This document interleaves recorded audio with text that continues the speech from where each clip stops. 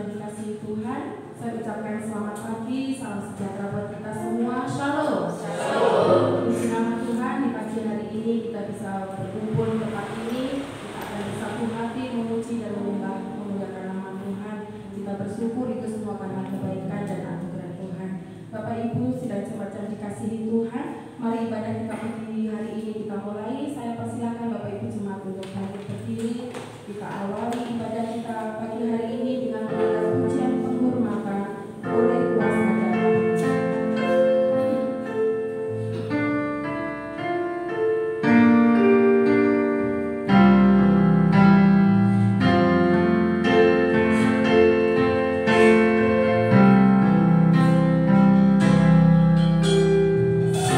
Aku masuk ke hadirat-Mu.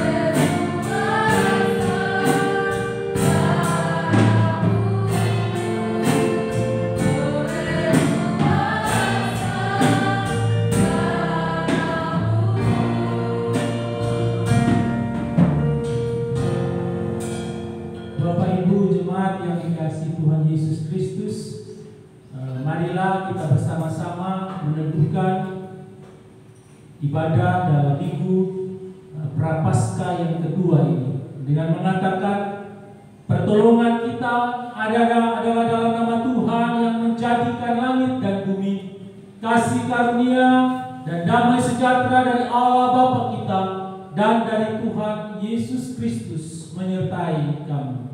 Amin. Silakan.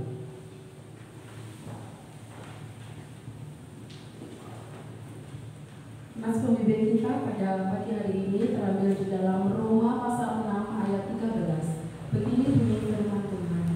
Dan janganlah kamu menyerahkan anggota-anggota tubuhmu kepada dosa untuk dipakai sebagai senjata kelaliman, tetapi serahkanlah dirimu kepada Allah sebagai orang-orang yang dahulu mati, tetapi yang sekarang hidup, dan serahkanlah anggota-anggota tubuhmu kepada Allah untuk menjadi senjata-senjata kebenaran. Amin. Marilah kita masuk di dalam doa pengucapan syukur dan pengakuan dosa. Mari kita berdoa. Ya Tuhan, Allah Bapa kami yang kami sembah di dalam nama Tuhan Yesus Kristus, sungguh kami mengucap syukur kepada-Mu ya Tuhan, oleh karena kasih kebaikan Tuhan, kami pada pagi hari ini boleh bersama-sama berkumpul di tempat ini, untuk kami boleh memuji, menyembah, memuliakan nama Tuhan. Ampunilah segala kesalahan, dosa-dosa, dan pelanggaran-pelanggaran kami ya Bapa, di dalam setiap kehidupan kami, seluruh aspek kehidupan kami yang tidak berkenan di hati Tuhan. Kami mohon ampunan dari-Mu ya Bapa, dan perkenankanlah kami sehingga kami semua yang ada di tempat ini boleh Tuhan Yesus sucikan, dan Tuhan Yesus perkenankan untuk kami datang ke hadirat Tuhan untuk memuji, menyembah, memuliakan nama Tuhan. Bapa yang di surga, pimpin dan berkatilah setiap kami yang ada di tempat ini, kuasailah kami dengan kuasa Roh Kudus-Mu, sehingga kami boleh memuji, menyembah, memuliakan nama Tuhan dengan penuh sukacita, dan kami boleh memuji nama Tuhan dengan sungguh-sungguh, semuanya itu hanya untuk hormat dan kemuliaan bagi nama Tuhan Yesus saja. Kuasailah ruangan tempat ini, kuasailah setiap hati kami, berkatilah setiap kami yang ada di tempat ini ya Bapa. Kami serahkan jam ibadah kami pada pagi hari ini, mulai dari awal, pertengahan ke akhirnya, semuanya hanya di dalam kuasa dan penyertaan Tuhan. Terima kasih ya Tuhan Yesus, terima kasih. Inilah doa pengucapan syukur dan pengakuan dosa kami, hanya di dalam satu nama Tuhan Yesus Kristus kami sudah berdoa. Amin. Kepada setiap orang yang mengaku dosa dan bertobat, disampaikan berita anugerah pengampunan seperti tertulis dalam kitab 1 Petrus pasal 1 ayat 18 sampai 19.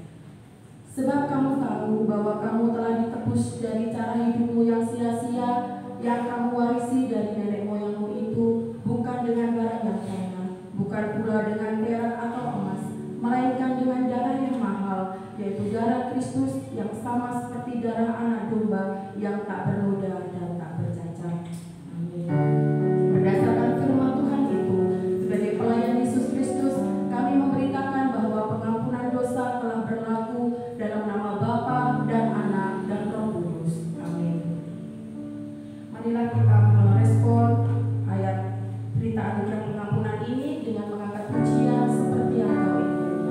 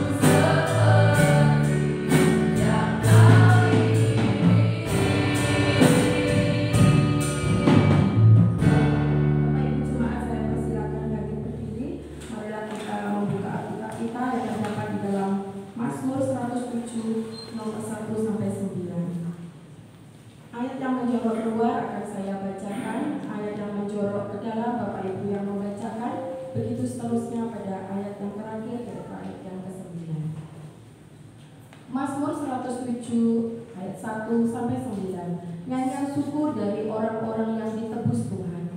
Bersyukurlah kepada Tuhan sebab Ia baik. Bahwasanya untuk selama-lamanya kasih setianya. Biarlah itu dikatakan orang-orang yang ditebus Tuhan, yang ditebusnya dari kuasa yang menyesalkan, yang dikumpulkannya dari negeri-negeri, dari timur dan dari barat, dari utara dan dari selatan. ada orang-orang yang mengembara di padang belantara, Jalan kota kepada orang-orang yang tidak berkata. mereka lapar dan haus, Jiwa mereka lemah dan semakin tidak berkata. maka berseru-serulah mereka kepada Tuhan dalam kesesakan mereka, Dan dilepaskannya mereka dari kecemasan mereka, dibawanya mereka menempuh jalan yang lurus, sehingga sampai ke kota tanpa kediaman orang. biarlah mereka bersyukur kepada Tuhan karena kasih setianya, Karena perbuatan-perbuatannya yang ajaib terhadap anak-anak manusia, sebab dipuaskannya jiwa yang dahaga, dan jiwa yang lapar mengenyangkannya dengan kebaikan. amin. Sidang jemaat dipersilakan duduk kembali. Marilah kita menyanyikan pujian yang terdapat di dalam Mazmur 107, bermazmur bagi Tuhan.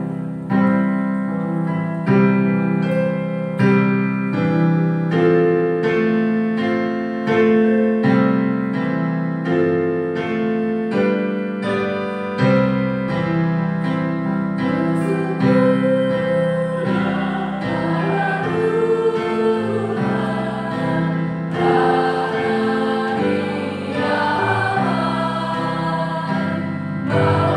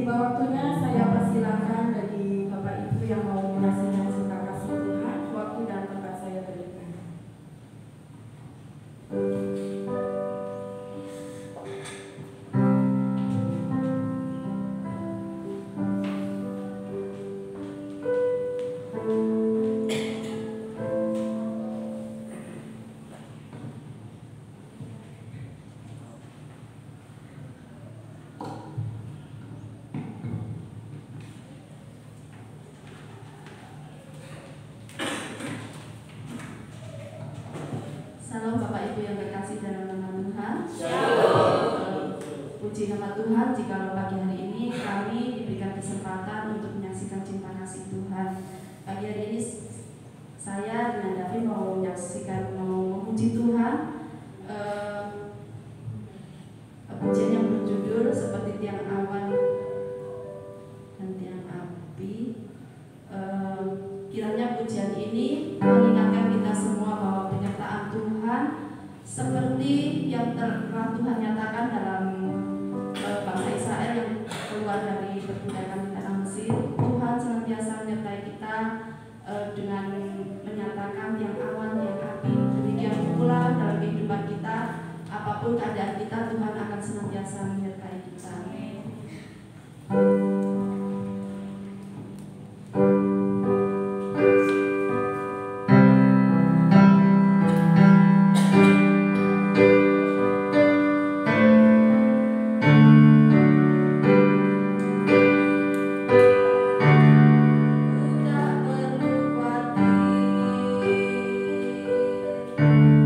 Terhadap apapun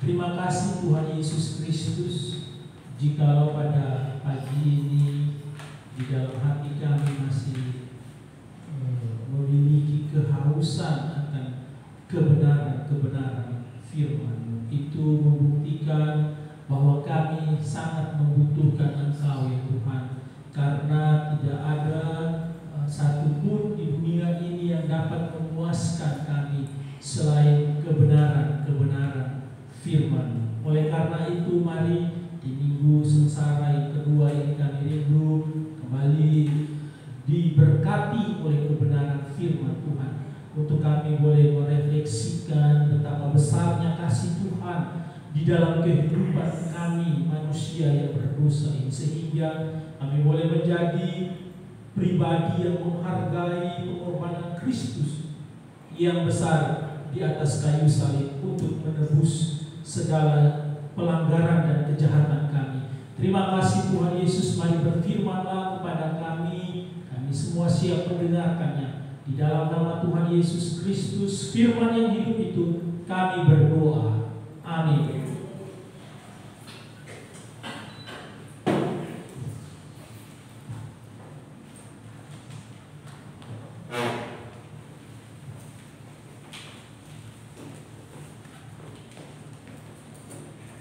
Ya, baik, shalom. Selamat pagi Bapak Ibu. Selamat hari Minggu buat kita semua. Puji Tuhan, kiranya Tuhan selalu menolong dan memberkati Bapak Ibu jemaat semua di dalam kehidupannya. Pada pagi ini kita akan bersama-sama menggumuli bagian firman Tuhan dari kitab 1 Petrus pasal 1 ayat 13 sampai dengan ayatnya yang ke-15. Di minggu Prapaskah yang kedua ini atau minggu sengsara, Ibu Bapak kita sama-sama menggumuli tema besar, yaitu hamba Tuhan yang menderita. Kalau kita buka kitab Yesaya pasal 53, maka perikopnya berjudul hamba Tuhan yang menderita. Di sini kita mau diingatkan kembali bahwa segala kesalahan serta kejahatan kita lah yang ditanggungnya di atas kayu salib.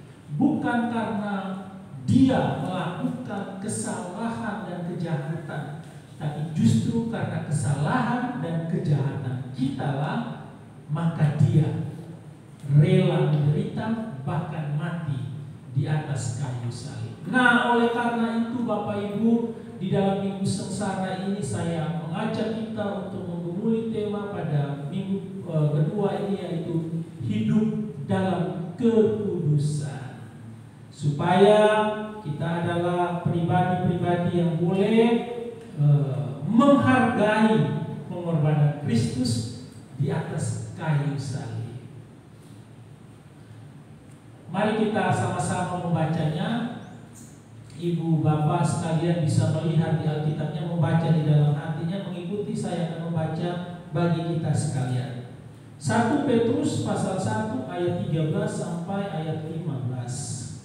Kekudusan dan kasih persaudaraan. Sebab itu siapkanlah akal budimu, waspadalah dan letakkanlah pengharapanmu seluruhnya atas kasih karunia yang dianugerahkan kepadamu pada waktu penyataan Yesus Kristus.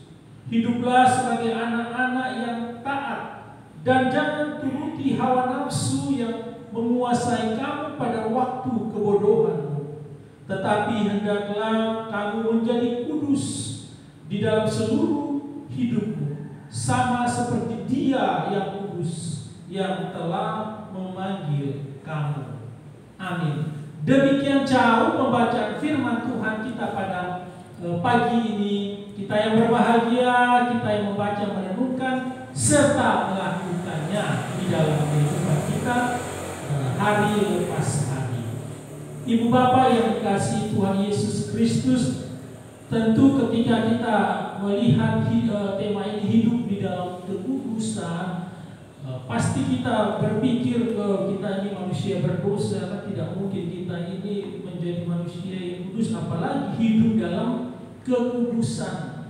Tetapi di sini apa yang ingin Petrus sampaikan kepada kita, bagaimana kita mau menghayati, mau menghargai pengorbanan Kristus di dalam kehidupan kita dengan kita memberikan seluruh anggota tubuh kita, memberikan hidup kita menjadi kudus dan berbeda dengan orang-orang yang belum mengenal Kristus. Ya, jadi harus ada perbedaan, baik Kristen maupun dengan yang bukan Kristen. Nah, di dalam Roma pasal 6 ayat 13, dan janganlah kamu menyerahkan anggota-anggota tubuhmu kepada dosa untuk dipakai sebagai senjata kelaliman, tetapi serahkanlah dirimu kepada Allah sebagai orang yang dahulu mati tetapi yang sekarang hidup. Mati bersama-sama dengan Kristus, hidup bersama-sama dengan Kristus oleh karena kebangkitannya. Maksud yang disampaikan oleh Paulus. Tetapi yang sekarang hidup, dan serahkanlah anggota-anggota tubuhmu kepada Allah untuk menjadi senjata-senjata kebenaran. Ibu bapak, tak bisa kita pungkiri bahwa dunia ini sudah semakin tua, dan kita melihat atau bahkan, nah ini kita diajar untuk merefleksikan, mengingat, merenungkan, atau bahkan kita sendiri terus ada dan tenggelam di dalam perbuatan-perbuatan dosa. Karena kita beragama biasa saja, lumrah itu, hal yang tidak perlu dikhawatirkan. Nah, saya katakan dunia seperti itu karena kita bisa melihat begitu banyak perbuatan-perbuatan jahat yang terus bertebaran di media sosial, berita, informasi kita membaca, kita mendengarkan begitu banyak kejahatan-kejahatan yang terjadi. Nah, di dalam pendahuluan pada pagi ini dikatakan Adolf Eichmann, seorang bawahan dari Adolf Hitler ya pada zaman Nazi ya, zaman peperangan Jerman. Mereka telah membunuh setidaknya 6 juta orang Yahudi. Memang Hitler pada waktu itu mengejar orang-orang Yahudi dan membunuhnya. Ketika ditangkap dan diadili, Adolf ini, bawahan dari Hitler, mengatakan sesuatu yang mengejutkan. Ia mengatakan bahwa apa yang dilakukan hanyalah melakukan final solution atau solusi terakhir. Jadi dia tidak merasa bahwa dia sudah membunuh begitu banyak jiwa. Solusi terakhir ya, bunuh. Tidak merasa bersalah, tidak merasa ketakutan atau tertekan oleh karena membunuh begitu banyak jiwa. Itu dari saya katakan bahwa banyak sekali kejadian-kejadian kejahatan yang kita bisa melihat, mendengar, atau mungkin bahkan kita pernah mengalaminya. Nah, pencurian, pencopetan dan lain sebagainya, atau kejahatan yang lebih besar lagi yang terjadi. Atau seorang warga Prancis memiliki perilaku pedofilia, melecehkan 300 anak. Lalu ketika ditanya, dia katakan itu adalah reaksi natural dari tubuh yang diciptakan Tuhan.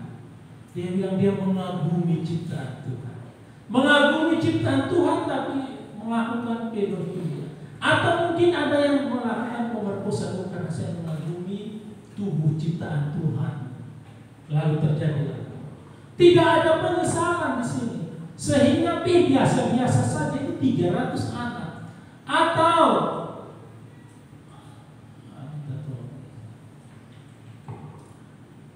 mereka yang melakukan korupsi, mereka menggunakan kata mengalihkan dana untuk kesejahteraan rakyat. Coba lihat yang ditangkap itu, apa sedih atau susah? Tidak, malah senang-senang saja. Malah tertawa tertiwi, malah ada yang membela. Coba kalau kita lihat berita gubernur Papua itu ditangkap, lalu keluar dari Papua bilang bahwa ada sesuatu yang terjadi dengan Bapak, Papua kacau. Bayangkan, padahal sudah jelas-jelas korupsi, mengambil dana atau uang negara. Tapi tidak merasa bersalah. Tidak merasa bersalah. Dengan kalimat yang baik lalu mengganti dengan kata mengalihkan dana untuk kesejahteraan rakyat. Atau terjadinya perceraian dalam sebuah kasus rumah tangga, lalu alasannya untuk menghindari dari sebuah ketidakpahaman. Kami ini sering tidak akur, kami sering salah paham. Ya, daripada salah paham terus dalam rumah, lebih baik kita cerai. Kata-katanya begitu baik ya untuk dilihat penghindaran dari sebuah ketidaksepahaman. Jadi ya cerai dianggap ya santai, remeh, tidak ada persoalan yang sangat penting dalam sebuah pernikahan. Yo, cerai aja. Karena sering bertengkar, sepele sekali, sehingga terjadilah perceraian.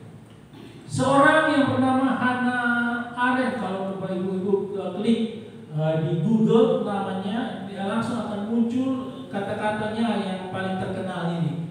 Jadi dia adalah filsuf Jerman. Dia katakan kita hidup di zaman yang dipengaruhi dengan banalitas kejahatan. Banalitas kejahatan itu bahwa kejahatan dianggap sesuatu yang lumrah, sesuatu yang biasa pada zaman ini. Dunia ini memberikan pengaruh yang sangat besar dari tingkah laku kita dalam sebuah kejahatan, di mana dosa dan kejahatan dianggap hal yang lumrah dan biasa. Jadi maling biasa, nyuri biasa, dan lain sebagainya, nipu biasa, melakukan hal-hal yang benar-benar dilarang Alkitab itu biasa. Katanya Hannah Arendt. Nah, di dalam teks ini Rasul Petrus juga mau mengingatkan, berbicara tentang kekudusan. Tapi bukan berarti Petrus ini adalah seorang rasul yang sudah sungguh-sungguh kudus, tidak. Dia mau mengingatkan pentingnya hidup kudus dalam Kristus. Dia pernah gagal menjaga motivasinya. Di dalam Matius 16 ayat 22 sampai 23 ketika Yesus bilang anak manusia akan menderita, disiksa, dianiaya, disalibkan lalu mati. Dia tarik Tuhan Yesus. Dia bilang jangan bicara begitu Tuhan. Itu sekali-kali tidak akan terjadi. Tuhan bilang, "Nyakau iblis, engkau bukan memikirkan apa yang menjadi kehendak Allah." Jadi dia berpikir Yesus datang ini untuk santai atau untuk membebaskan mereka dari penjajahan. Dia memiliki motivasi yang lain, tapi Yesus langsung menegur dia dengan keras. Atau dia juga pernah gagal mengontrol amarahnya ketika Yesus ditangkap ya. Dia lalu mengambil pedang dan memotong telinga seorang hamba dari imam.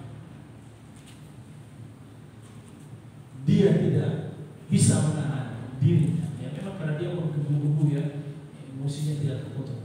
Dia juga pernah gagal dengan menyangkal Kristus. 3 kali dia menyangkal Kristus. Tapi di sini kita bisa melihat bahwa motivasinya mengontrol amarahnya, bahkan dia menyangkal itu cuma terjadi 1 kali, dan dia tidak lagi menenggelamkan dirinya di dalam hal-hal yang dapat membawa dia terjerumus ke dalam kubangan dosa, lembah dosa. 1 kali saja. Dia tidak melakukannya berulang-ulang kali. Setelah itu dia mempersilakan Tuhan memakai dirinya, dan dia dipakai Tuhan dengan sangat luar biasa.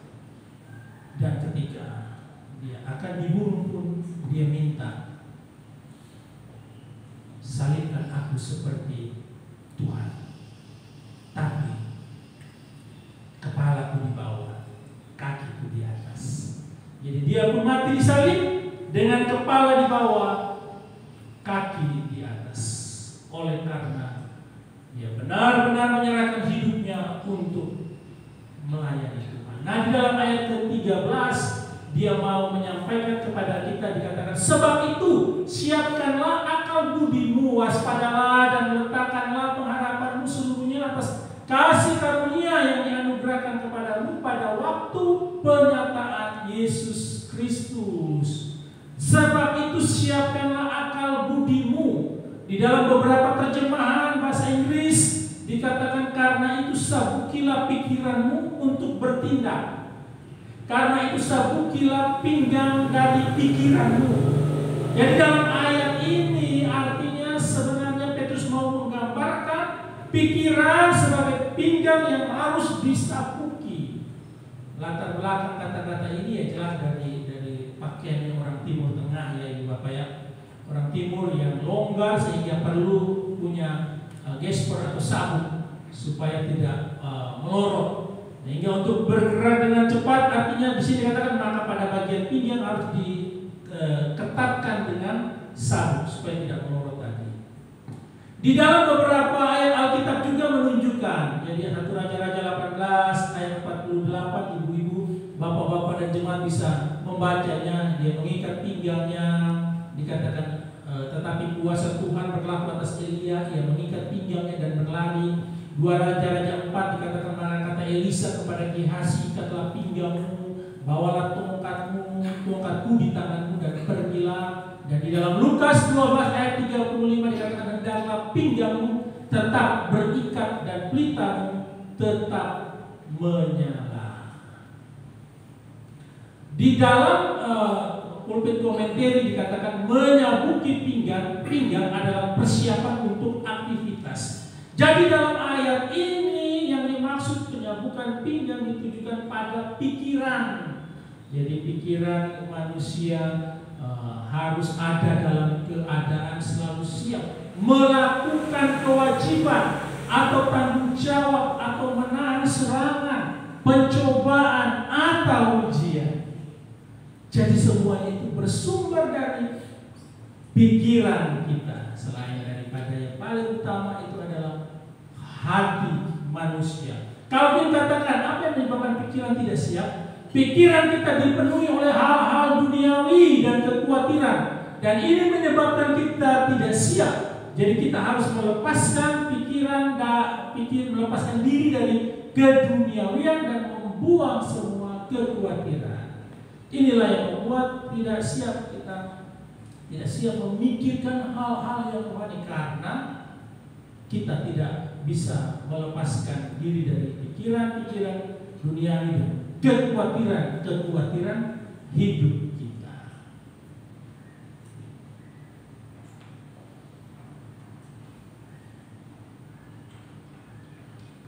Alexander Nisbet mengatakan bahwa pikiran perasaan yang dimaksud ini adalah keputusasaan.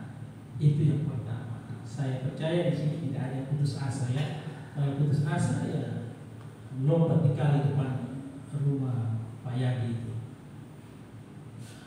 Pikiran yang ditujukan pada hal-hal yang berdosa. Jadi putus asa itu jelas bukan pikiran Kristus.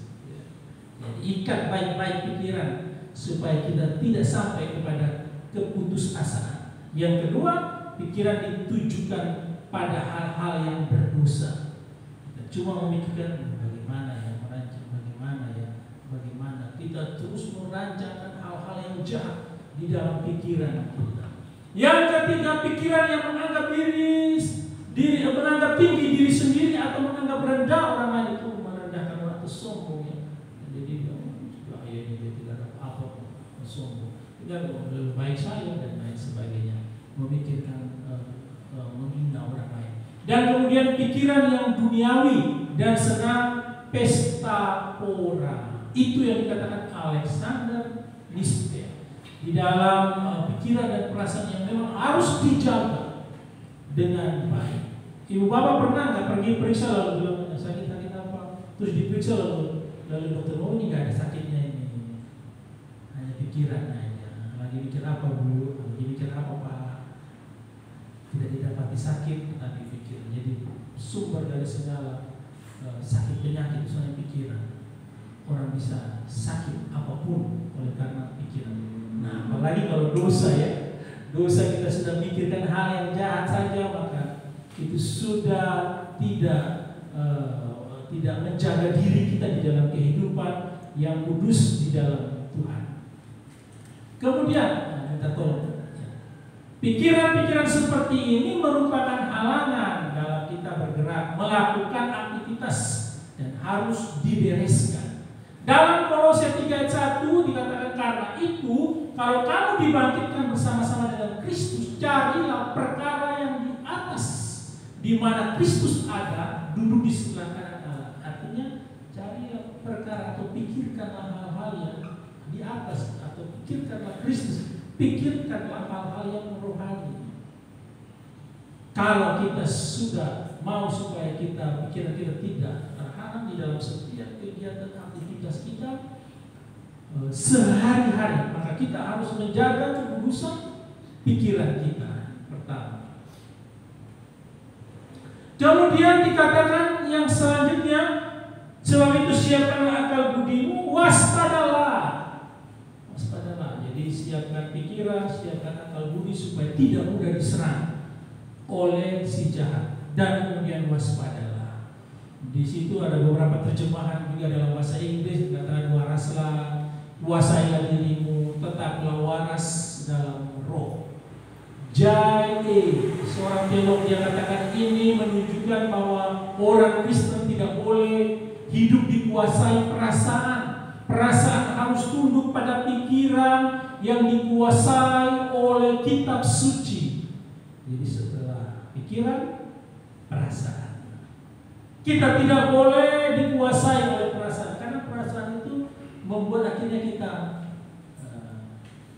kita membiarkan dosa terjadi. Sungkan, mau tegur ya sungkan. Yuk kasih nanti tegur, jadi apa? Nanti pasti dia malu dan lain sebagainya. Cara tegurnya juga bisa. Tapi kalau kita biarkan, kitalah yang bersalah, karena kita membiarkan dosa itu terjadi. Karena apa? Perasaan. Wih, dia itu selalu nolong saya, dia selalu nolong aku. Aduh, aku mau tegurnya gimana?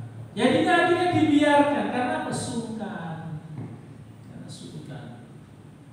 Kalau Bapak Ibu mengasihi sesamanya, maka nasihatilah, tegurlah, jangan biarkan. Kalau biarkan itu bukan mengasihi, itu menjerumuskan saudaranya dalam lembah kegelapan, dalam lembah dosa, karena kita tidak mau menegur perbuatan yang sudah dia lakukan. Oleh karena perasaan kita, berapa banyak kan gereja atau orang Kristen yang perasaan mengingatkan. Kalau itu orang yang biasa bantu gereja baru perasaan, nanti kalau dia nggak bantu lagi gimana? Kalau itu yang biasa datang bantu kemudian dia menyampaikan firman tidak benar, jangan ditegur. Nanti kalau dia nggak bantu kita, dia nggak menyampaikan ini lagi, bagaimana? Kita kan perasaan seperti itu. Karena apa? Karena kita memakai perasaan kita, tetapi tidak mau tunduk dan dikuasai oleh kitab suci. Jadi perasaan itu harus tunduk dan dikuasai oleh kitab suci. Ini yang selanjutnya ya. Semangat Kristen harus disertai pikiran, bukan kegembiraan yang meluap-luap dan ketidakteraturan. Itu kata pulpit komentar. Ada beberapa tafsir yang dikatakannya. Kemudian Albert Barnes, mungkin terjemahan arti yang paling benar adalah bijaksana. Calvin katakan pada waktu seseorang menerjunkan dirinya sendiri ke dalam hal-hal ini atau hal-hal duniawi, ia pasti menjadi mengantuk dan bodoh dan melupakan Allah dan hal-hal dari Allah. Dan kemudian selanjutnya letakkanlah pengharapanmu seluruhnya atas kasih karunia yang dianugerahkan kepadamu pada waktu penyataan Kristus. Letakkanlah pengharapanmu seluruhnya. Artinya dalam beberapa terjemahan dikatakan berharaplah sampai akhir. Berharap pasti kepada Kristus. Tetapkanlah harapanmu secara penuh. Kemudian dikatakan tetapkanlah harapanmu dengan sepenuhnya. Jadi setelah pikiran, perasaan itu harus diletakkan sepenuhnya di dalam pengharapan kita kepada Tuhan.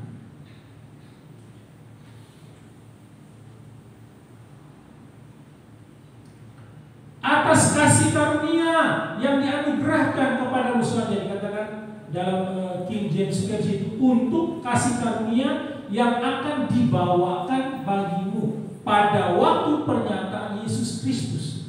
Nah, untuk pernyataan Yesus Kristus ini memang Revelation sering digunakan, dikatakan apokalipsis ya, dan ini merupakan kata yang sering dipakai menunjukkan pada kedatangan Kristus yang kedua kalinya.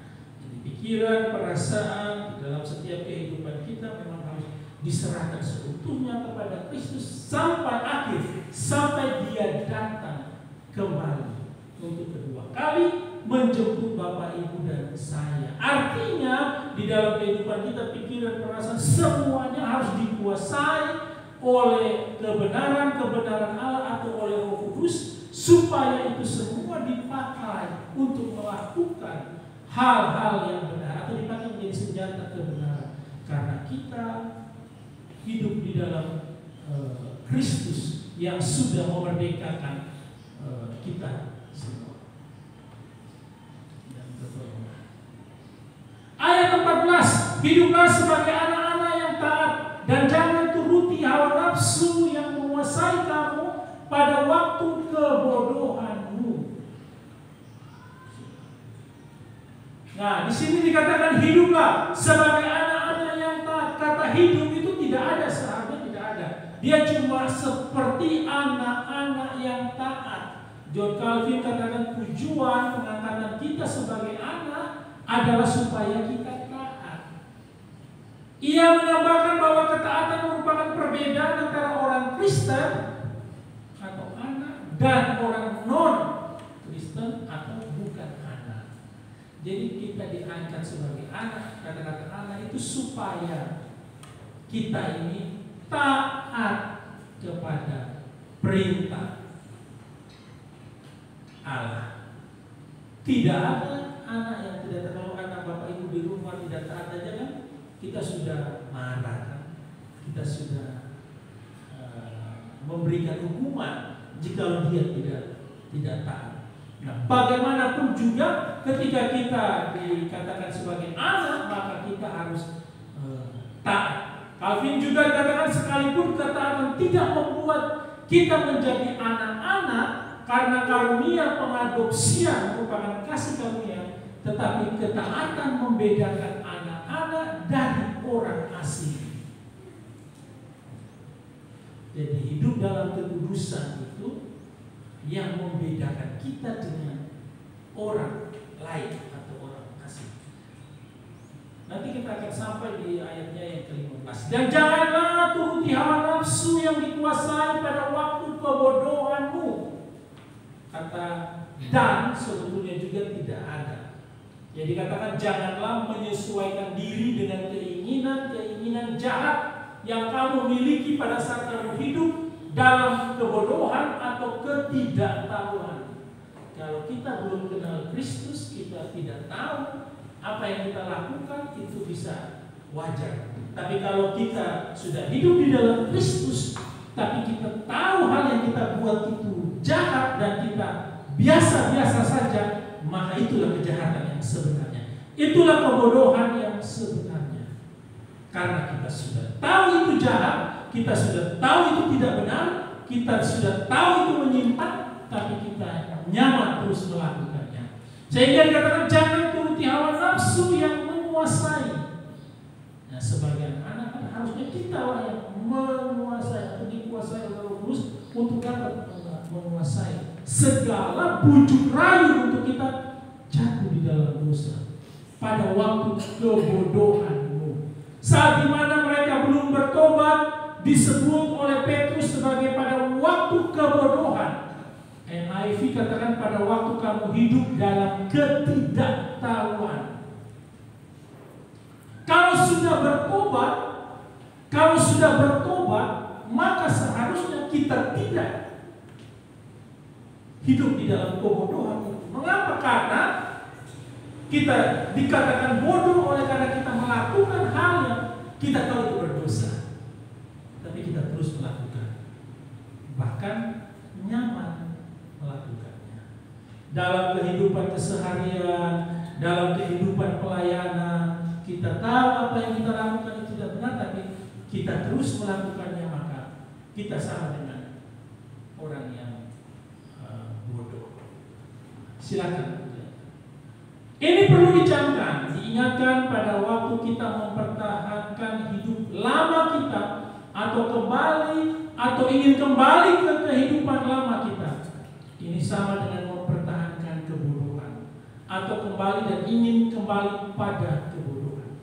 Kalau Bapak Ibu sudah bertobat, sudah menjadi anak Kristus, sudah memisahkan diri dari hal-hal yang tidak kudus dan hidup dalam kekudusan, maka jangan mau kembali lagi kepada cara hidup yang dulu kita lakukan saat kita tidak tahu atau belum mengenal Kristus. Kalau kita sudah mengenal Kristus, maka jangan kembali kepada kebodohan tersebut. Ayat 15, tetapi hendaklah kamu menjadi kudus di dalam seluruh hidupmu, sama seperti Dia yang kudus yang telah memanggil kamu. Hendaklah hidupmu tetap kembali. Ya, hendaklah kamu menjadi kudus di dalam seluruh hidupmu, sama seperti Dia yang kudus yang telah memanggil kamu. Dia yang kudus panggil kita supaya kita menjadi kudus dan hidup dalam kekudusannya. Jadi mari camkan apa yang dikatakan oleh firman Tuhan. Yang panggil kita itu kudus, maka Dia mau juga kita hidup dalam kekudusan. Hendaklah kamu menjadi kudus. Apa arti dari kata kudus? Itu berbeda dengan atau terpisah dari. Nah, misalkan contoh hari Sabat disebut hari yang kudus. Sekarang ini hari yang kudus, hari di mana Kristus bangkit dari antara orang mati, hari di mana Allah menguduskan hari dari 6 hari penciptaan. Jadi dia beda dengan hari-hari lain. Senin, Selasa, Rabu, Kamis, Jumat, Sabtu. Dia beda dengan hari, karena dia hari yang sudah dikuduskan. Nanti baca sendiri di Kejadian 2 ayatnya yang ke-3.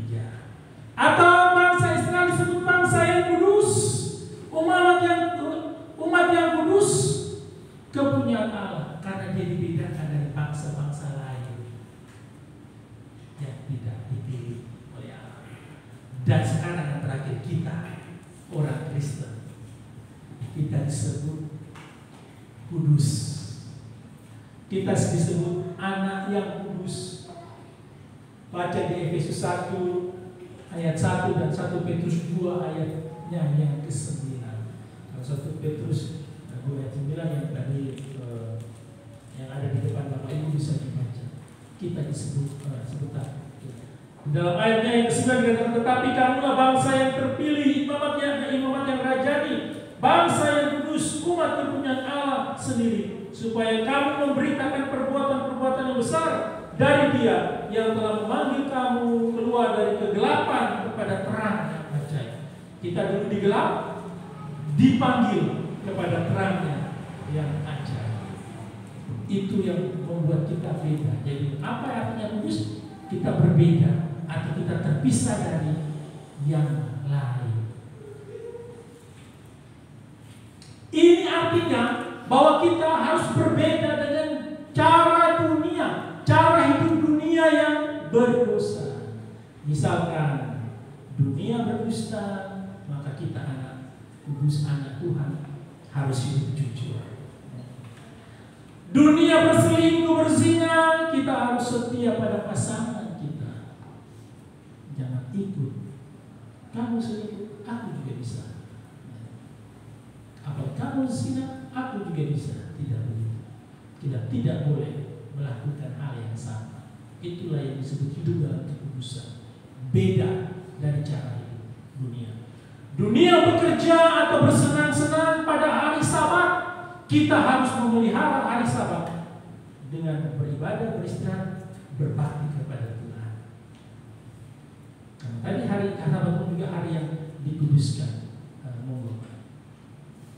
Dunia menyontek saat ulangan atau ujian, dia kuliah, yang sekolah, kita harus jujur. Berapapun nilainya, kita harus terima. Nah, ini yang kadang orang Orang Kristen yang pakai perasaan itu tidak akan mau jujur. Ya. Baru nanti kalau dia ngamuk gimana? Lebih baik jujur di depan, sampaikan dengan baik. Kalau dibalas mungkin dibalas sekali itu saja, setelah itu selesai. Daripada ketahuan belangnya setelah disimpan lama, mana lebih meledak, tinggal milih sendiri.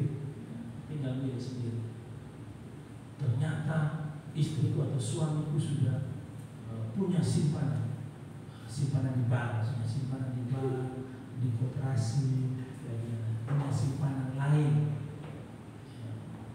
Tiba-tiba dengar dari orang. Kalau kita pun tidak boleh mengikutinya seperti itu. Kalau dunia tidak peduli Tuhan, kita harus mengasihi dan hidup bagi Tuhan. Dan kalau dunia mementingkan hal-hal duniawi, kita harus mementingkan hal-hal rohani. Mana yang menjadi yang utama dan pertama dari kehidupan kita sebagai orang-orang yang sudah dikuduskan. Waduh Pak, yang enak itu hal-hal dunia harus kita juga harus lakukan. Iya, siapa bilang tidak boleh lakukanlah. Tapi aktivitas rohani juga itu menjadi hal yang paling pertama dan utama. Karena kita di dunia hanya hidup sementara. Setelah itu kita akan kembali mau bawa apa? Kalau kita tidak mementingkan hal-hal rohani. Coba kita bertanya pada diri kita, aku ini paling banyak hal-hal duniawi atau hal-hal rohani? Tinggal kita jauh sendiri, ya. Tinggal kita renungkan sendiri, supaya bisa kita tahu bahwa saya sedang jauh dari Tuhan atau saya sedang dekat dari Tuhan. Saya sedang dekat dengan Tuhan. Jadi pentingkan hal-hal yang bersifat rohani. Silakan. Menjadi kudus bukan berarti kita harus terpisah dari dunia, tetapi harus berbeda dari orang dunia. Orang dunia suka bohong, kita jangan menjadi bohong. Orang dunia suka tadi nyontek, suka selingkuh, suka tidak menghargai Tuhan, tidak mengutamakan pelayanan, tidak mengutamakan hal-hal rohani, maka kita jangan melakukan itu. Kita harus melakukan hanya untuk Tuhan. Jadi berbeda dengan dunia, bukan harus kita terpisah dari dunia.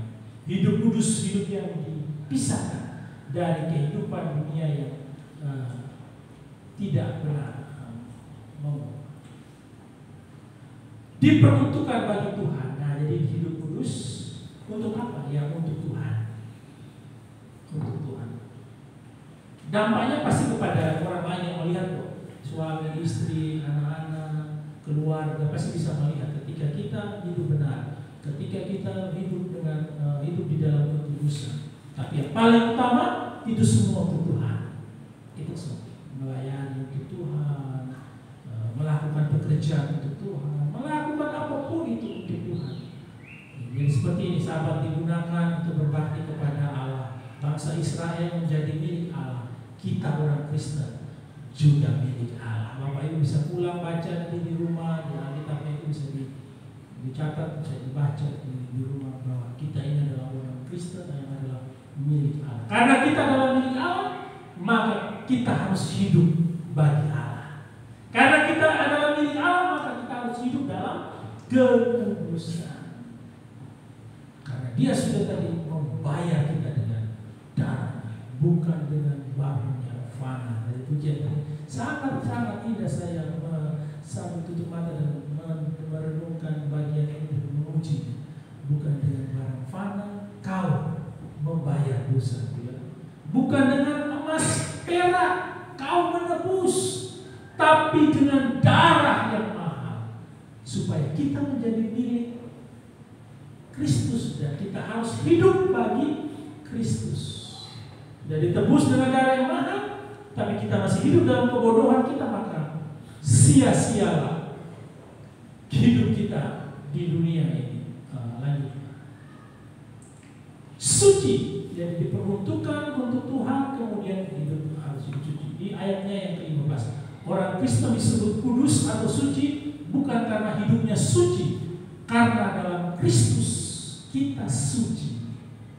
Jadi ada perantaraan, ya, ada perantara atau ada yang menyucikan kita, bukan karena kita kudus atau kita suci. 1 Yohanes 1 ayat 17, Titus 1 ayat 15. Coba 1 Yohanes pasal 1 ayat 7. Pakai itu kita baca.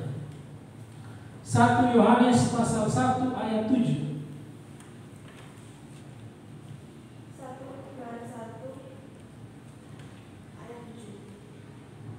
Tetapi jika kita hidup di dalam terang sama seperti Dia ada di dalam terang, maka kita beroleh persekutuan seorang dengan yang lain, dan darah Yesus anaknya itu menyucikan kita daripada segala dosa. Ya, karena Dia di terang, maka kita juga hidup dalam terang. Dia di terang, kita hidup dalam gelap, nggak ketemu. Bahkan kita semakin lari jauh dari terang itu. Jadi kalau kita mendekat dengan si sumber terang itu, kita juga akan menjadi terang. Gelap tidak akan pernah berkuasa menang lawan terang, itu tidak. Jadi kalau kita yang gelap mendekat kepada Tuhan, mendekat kepada terang itu, kita yang gelap pasti jadi terang. Jadi dekatlah dengan Tuhan karena kita sudah dikuduskan. Jadi bagaimanapun juga kita harus tetap berusaha. Efesus 4 ayat 1, sebab itu aku menasihatkan kamu, aku yang dipenjarakan karena Tuhan, supaya hidupmu sebagai orang-orang yang telah dipanggil berpadanan dengan panggilan itu. Jadi yang sudah dipanggil, ya harus sesuai dengan panggilan. Kalau kita sebagai anak, maka harus sesuai bahwa kita adalah anak yang sudah dikuduskan. Artinya hidup juga dalam kekudusan. Lanjut. Di dalam seluruh hidupmu, jadi tidak separuh, tidak sebagian, tidak hanya mulut saja karena aku pandai menyanyi, suara bagus. Tangan saja karena tanganku masih ada lengkap. Kakiku saja karena kakiku masih kuat. Tidak, tapi seluruh hidup. Seluruh hidup dikatakan dalam semua pembicaraan, tingkah lakumu, hidupmu bisa dibandingkan dengan ayatnya yang ke-19, terjadi hal yang sama. Ayat 19 tadi yang dibacakan oleh melainkan dengan darah yang mahal, yaitu darah Kristus yang sama seperti darah anak domba yang tak bernoda dan tak bercacat. Jadi seluruh hidup tak bernoda dan tak bercacat. Calvin bilang, jadi tidak ada sesuatu bagian dari kehidupan kita yang tidak harus berbau harum dengan bau yang baik dari kekudusan. Jadi tidak ada suatu bagian dari kehidupan kita yang tidak harus berbau harum dengan bau yang baik dari kekudusan. Tidak ada kesempatan kita untuk melakukan hal-hal yang tidak benar. Tapi semua hidup kita harus menjadi persembahan yang kudus, yang berkenan, yang berbau harum di hadapan Tuhan. Lanjut. Kita harus kudus dalam pekerjaan atau studi, kehidupan seks, keluarga, pergaulan, pacaran, pesta, piknik, bersenang-senang, hobi, olahraga, kata-kata, tingkah laku, hati, pikiran, motivasi, pelayanan, dan semuanya, apapun yang kita lakukan itu, kita harus melakukannya dengan kekudusan atau dengan motivasi yang benar. Itu maksudnya. Bukan pas ada pesta, kemudian meninggalkan sabat hari Minggu.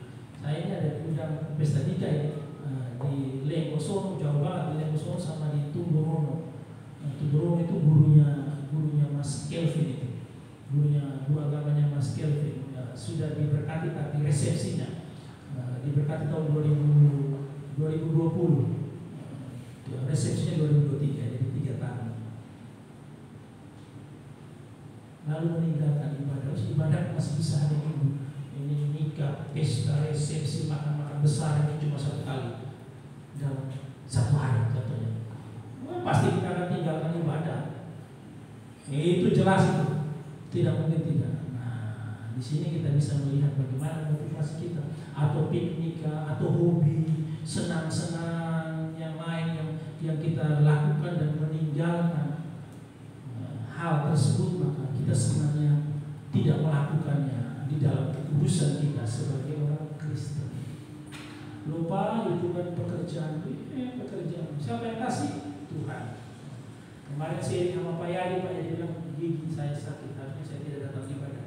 Saya tanya, gigi siapa yang kasih Pak? Gigi siapa yang ciptakan? Tuhan. Tuhan bisa ambil gigi-gigi itu. Semua Tuhan bisa ambil gigi. Sudah mulai omong satu-satu Tuhan ambil. Semakin kita tua sudah tidak ada gigi lagi, seperti bayi. Tuhan yang kasih. Jadi jangan alasan pekerjaan. Tuhan bisa ambil pekerjaan dan ganti dengan pekerjaan yang memuliakan Dia. Tapi kalau kita mau mengutamakan Dia, pekerjaan hasil yang kita dapat itu, maka itu akan diberkati dan selalu akan berkecukupan. Itulah yang membuat kita hidup di dalam kekudusan. Lanjut. Dan yang ketiga, sama seperti Dia yang kudus. Ini menunjukkan bahwa model atau teladan kita dalam kekudusan adalah Allah. Jadi Allah yang menjadi model, menjadi rujukan bahwa kita hidup kudus. Karena haruslah kamu sempurna sama seperti Bapamu yang di surga adalah sempurna. John Calvin bilang kita terlalu siap untuk memandang kepada manusia sehingga mengikuti cara hidup mereka yang umum. Kemudian dia lanjutkan, jadi kita belajar apa yang seharusnya diusulkan atau dibicarakan oleh orang Kristen sebagai tujuan bagi diri mereka sendiri dalam sepanjang kehidupan, yaitu menyerupai Allah dalam kekudusan dan kemuliaan. Nah, modelnya itu Allah. Waduh Pak, susah kalau kita masih senang dalam kehidupan yang berdosa. Tapi jika kita punya komitmen untuk mau terus menjadi sempurna, maka kita akan terus belajar untuk menyenangkan Allah, bukan menyenangkan orang lain. Dan yang terus pengudusan positif, pengudusan positif. Jadi kalau di ayat Alexander Bisbet bilang kalau dalam ayat 14 itu pengudusannya negatif, maka sekarang ditekankan pengudusan secara positif, di mana harus hidup seperti Allah. Tetapi di sini saya katakan bahwa dua-duanya harus berpendapat, dua-duanya mencakup pengudusan positif, tetapi juga bisa negatif. Yang telah memanggil kamu, panggilan merupakan pengenapan dari pemilihan. Siapa yang ditentukannya atau dipredestinasikannya, mereka juga dipanggilnya. Bisa dibaca di Roma 8 ayat 30. Dengan kata lain, seperti yang dikatakan oleh Matthew Paul, panggilannya adalah panggilan yang efektif, internal atau effectual call, yang pasti mempertobatkan orang yang dipanggil.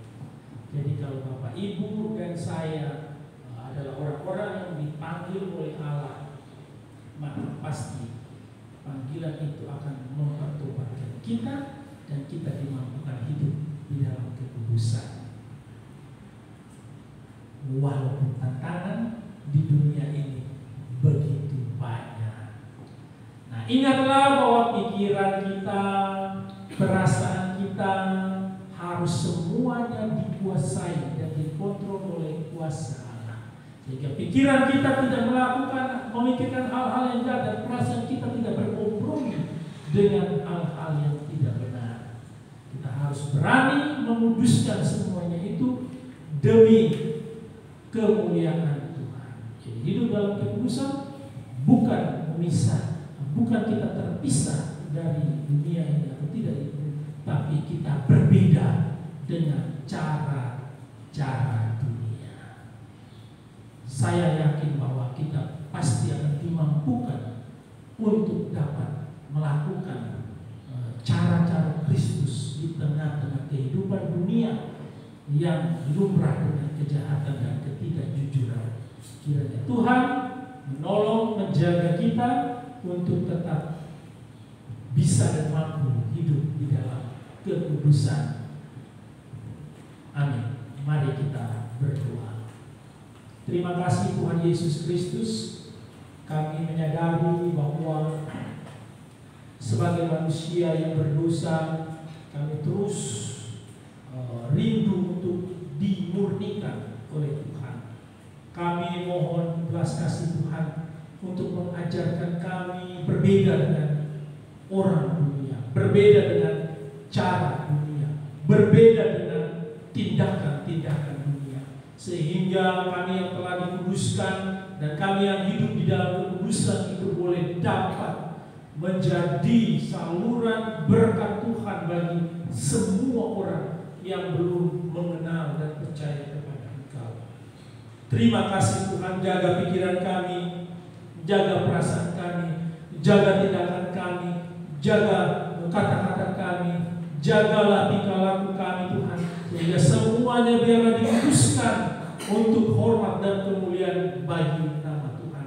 Tuhan juga menolong kami di dalam kami melakukan pekerjaan kami di dunia yang fana. Pekerjaan yang fana ini juga kiranya Tuhan menolong kami untuk kami juga dapat mengerjakannya dengan penuh rasa takut dan gentar akan Tuhan. Kiranya kami mengutamakan Tuhan di setiap aktivitas kegiatan rohani kami Tuhan. Ya, dalam pekerjaan pun kami juga boleh dapat berbagi berkat-berkat rohani di dalam kehidupan kami dan berjumpa dengan banyak orang. Kiranya Tuhan menolong dan memampukan kami. Terima kasih Tuhan Yesus Kristus, terpujilah nama-Mu Bapa. Inilah firman yang sudah kami dengar, materaikanlah ya Tuhan, dan biarlah kami pulang dengan penuh sukacita karena kami boleh membawa berkat kebenaran firman Tuhan dan mampukan kami untuk menjadi saksi-Mu di tengah-tengah kehidupan kami. Di dalam nama Tuhan Yesus Kristus, firman yang hidup itu, kami berdoa. Amin.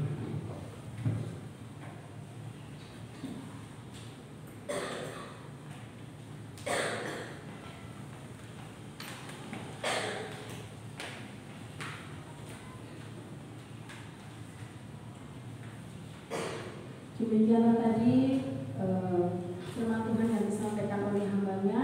Biarlah setiap firman Tuhan yang kita dengar tidak berlalu begitu saja, tetapi selalu termaterai di dalam kehidupan kita, supaya kita dimampukan Tuhan untuk selalu menjaga kekudusan kita.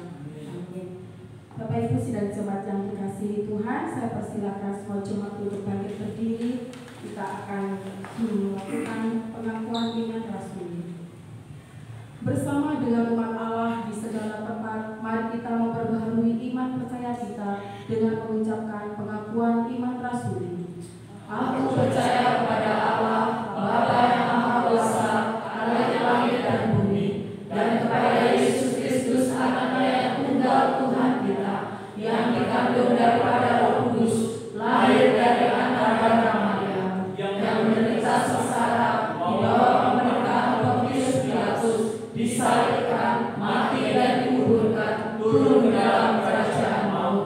Pada hari yang ketiga, bangkit pula dari antara orang mati, naik ke surga, duduk di sebelah kanan Allah, Bapa yang Maha Kuasa, dan dari sana Ia akan datang untuk menghakimi orang yang hidup dan yang mati. Aku percaya kepada Roh Kudus, gereja yang kudus dan am, persekutuan orang kudus, pengampunan dosa, kebangkitan orang mati, dan hidup yang kekal. Amin. Sidang jemaat kita silakan duduk kembali. Kita masuk ke acara.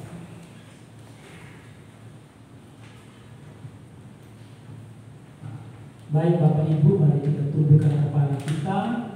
Kita mau menyerahkan setiap beban pergumulan dan permohonan kita kepada Tuhan. Kita berdoa. Syukur kepada Allah atas kasih dan kebaikan Tuhan di dalam kehidupan kami pribadi lepas pribadi. Terima kasih karena Allah menyertai, memelihara kami sepanjang minggu-minggu yang lalu sampai detik ini Tuhan. Jika kami dapat melangkahkan kaki kami ke rumah-Mu yang kudus, semuanya oleh karena kemurahan Tuhan.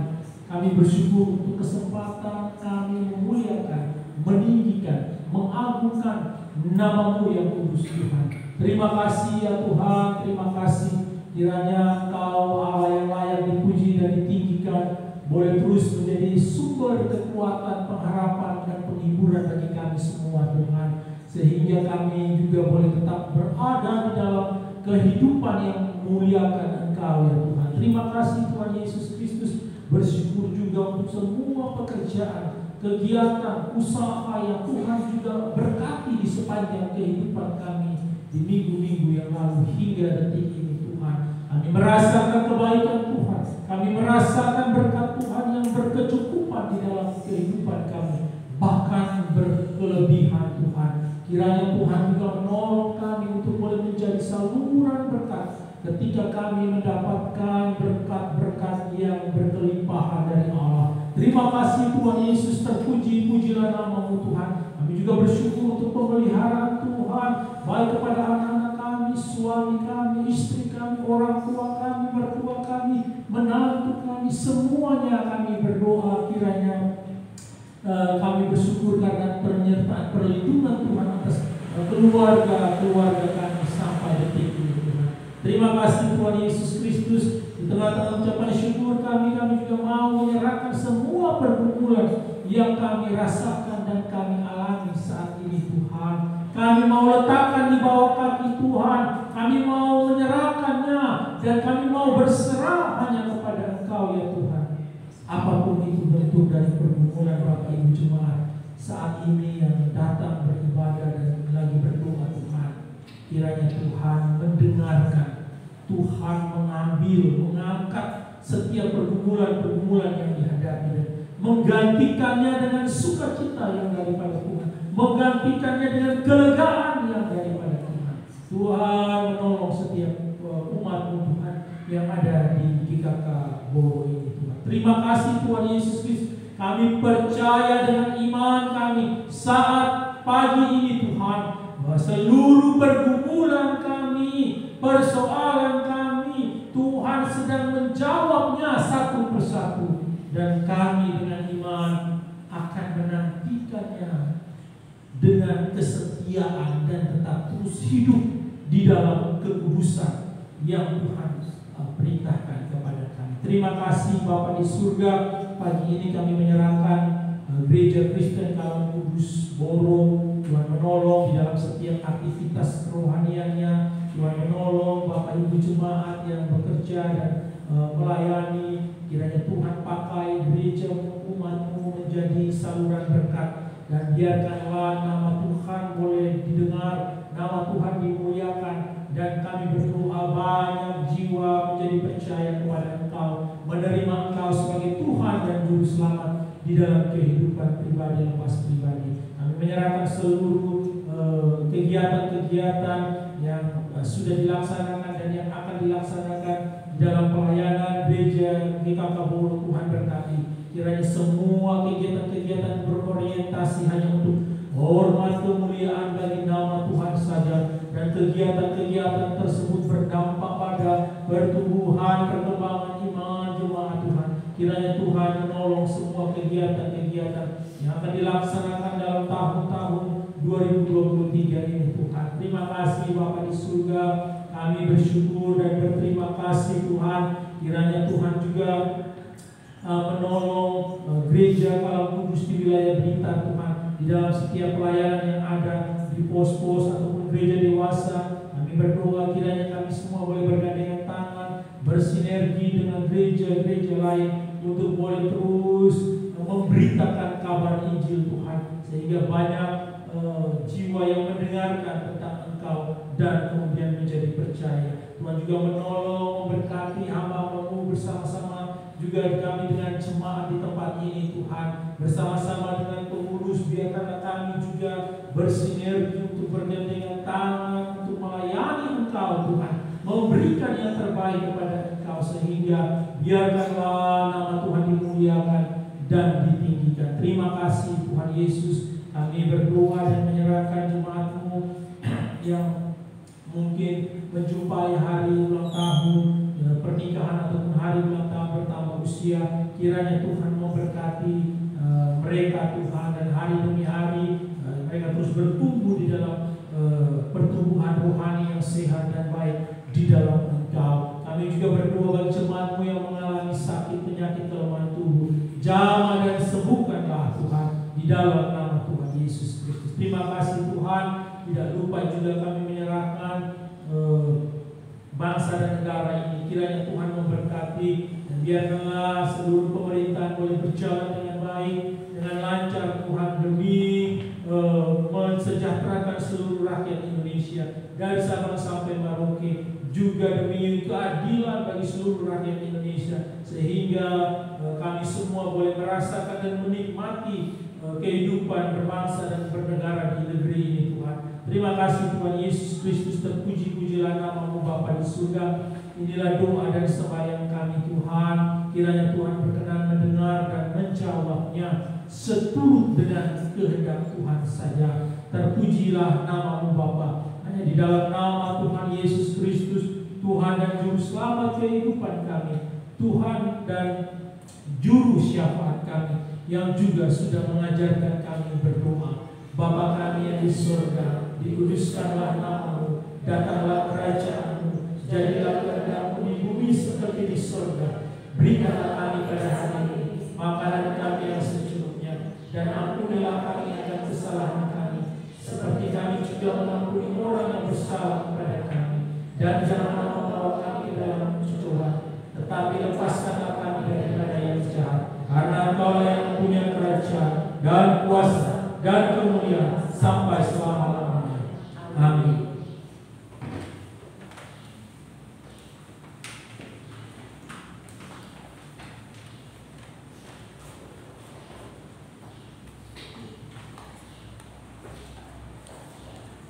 Tiba waktunya kita akan menyerahkan persembahan, tetapi terlebih dahulu marilah kita dengarkan firman Tuhan yang terdapat di dalam Mazmur 54 ayat 8. Begini bunyi firman Tuhan: dengan rela hati aku akan mempersembahkan korban kepadamu, bersyukur sebab nama-Mu baik ya Tuhan. Untuk pujian persembahan kita memuji Tuhan, Tuhan Yesus baik, dan untuk pengedaran bangun persembahan Ibu Nati.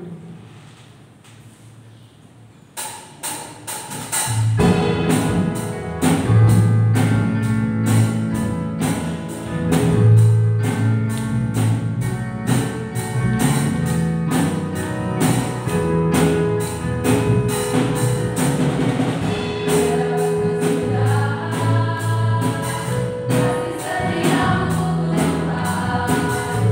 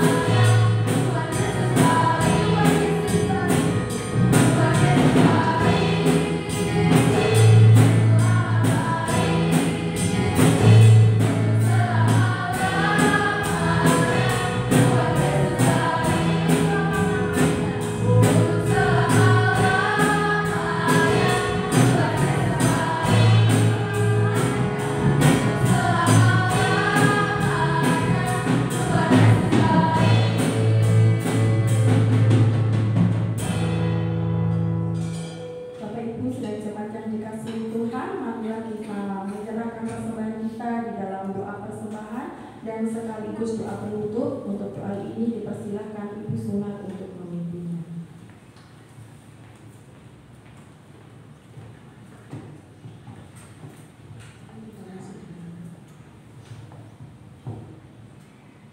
Terima kasih Tuhan untuk kebaikan Tuhan atas pagi hari ini.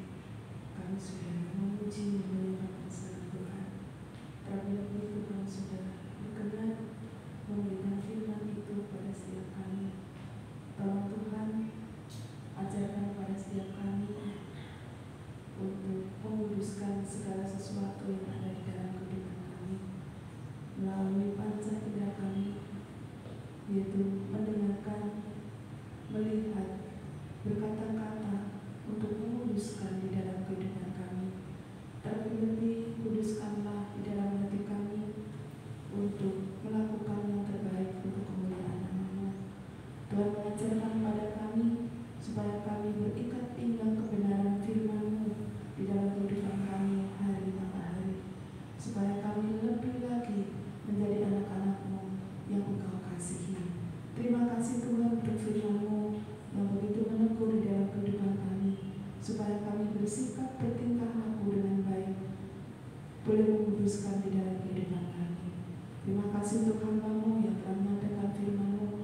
Tambah-tambahkan firman itu di dalam kehidupan hamba-Mu, supaya hamba-Mu boleh menyampaikan firman itu hari tanpa hari lebih heran di hadapan Tuhan. Terima kasih Tuhan, terima kasih. Pada pagi hari ini kami juga menyerahkan segala persembahan yang boleh kami kumpulkan pada pagi hari ini, dalam melalui rupiah-rupiah yang kami kumpulkan pada saat ini, boleh berguna, boleh berfaedah, boleh bermanfaat bagi jemaat di tempat ini, bagi gereja di tempat ini. Dan kami berdoa untuk anak-anak-Mu yang ambil bagian di dalam pelayanan pada pagi hari ini, kiranya Tuhan memberkati semuanya. Terima kasih Bapa, kami akan pulang, tuntun kami, pimpin kami, di dalam kami pulang nanti, hanya pulang sendiri atau anak kami. Hanya ini yang boleh kami utarakan kepadamu, dan kami doakan kepadamu Tuhan. Tuhan mendengar dan menjawab seturut kehendak Tuhan. Hanya di dalam nama Yesus kami berdoa dan mengucapkan syukur. Amin.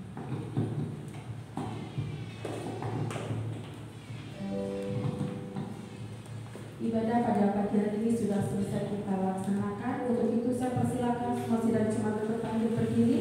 Marilah kita tutup ibadah kita dengan menaikkan pujian doksologi puji Allah Bapa Putra, disambut doa berkat oleh hambanya dan warta jemaat oleh Ibu Nina.